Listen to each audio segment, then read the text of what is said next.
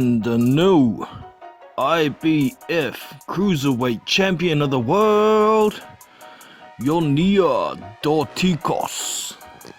The KO doctor strikes again. Round 10 stops Andrew Tabiti in what was somewhat of a fight of two halves. Up until about the 5th round, Andrew Tabiti was looking very good. Was moving very well, was defensively aware, evasive, showing good hand speed, throwing good combinations, working the body somewhat as well of Dorticos. I had him winning the first 3 rounds. 4 and 5 were getting close, but eventually the pressure and the body work of Dorticos started taking its toll. And about round 5 and round 6, but round 7 you could tell the pressure was starting to get to Tabiti. Now Dorticos, I was pretty impressed with some improvements that he's made. In the past I've seen him pretty much do a lot of head hunting, decent jab, a good 1-2, not a hell of a lot else to his game, but relentless pressure. In this instance, he was working the body really well as well, and that slowed down Tabiti, gave Dorticos the chance to get his work off better. After the 7th round, Dorticos' jab was becoming more effective.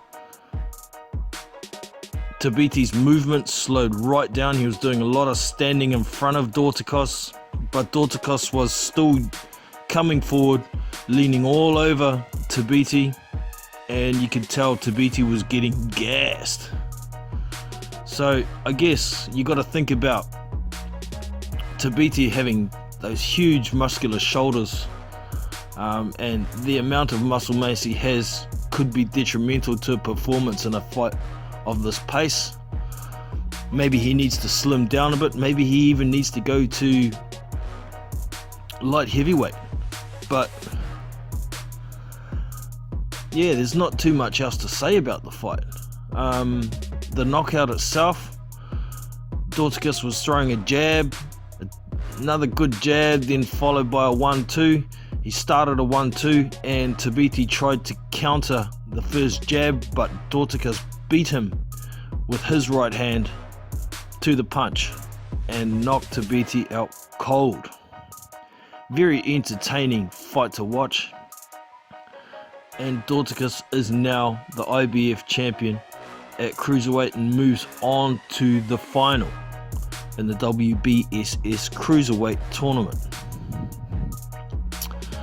The second fight was Briedis versus Glowacki. I thought this was going to be a very competitive fight as well, but this fight has a huge black mark on it. Huge black mark, and I don't think the result is set in stone as yet. There's going to be a lot of complaints. The first round was pretty typical of a first round feeling out process.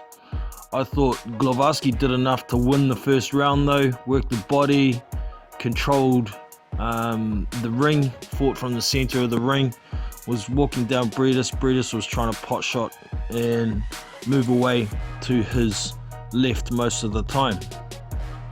Second round, they started exchanging a little more. They got into a bit of a tight clinch. Glowacki was trying to punch his way out of it and threw a punch that hit Briedis in the back of the head, and Briedis retaliated with a big elbow. Caught Glowacki clean on the right hand side of his face. Glowacki went down, he was shaken. The ref told him to get up. He didn't give him 5 minutes. He deducted a point from Briedis for the elbow, but Glowacki didn't take that 5 minutes, wasn't allowed to take that 5 minutes either, and consequently he got knocked down in that round at the end of the round. But not only at the end of the round, the bell was ringing for about 7 or 8 seconds. The ref didn't call the end of the fight, end of the round, and Glowacki got knocked down, and he called it a knockdown. It was well after the bell. He didn't step in. I could hear the bell ringing continuously. I couldn't understand why the ref wasn't stopping it. But then he called it a legit knockdown. It wasn't long after the third round started that Glowacki got caught with a few good shots, went down, and then the ref called the fight off. Glowacki didn't hang around for the result announcement. Briedis and his team were all jumping around like little girls, of course excited that they won the fight, but like I say, this won't be the end of this. I think Briedis should have just about been disqualified,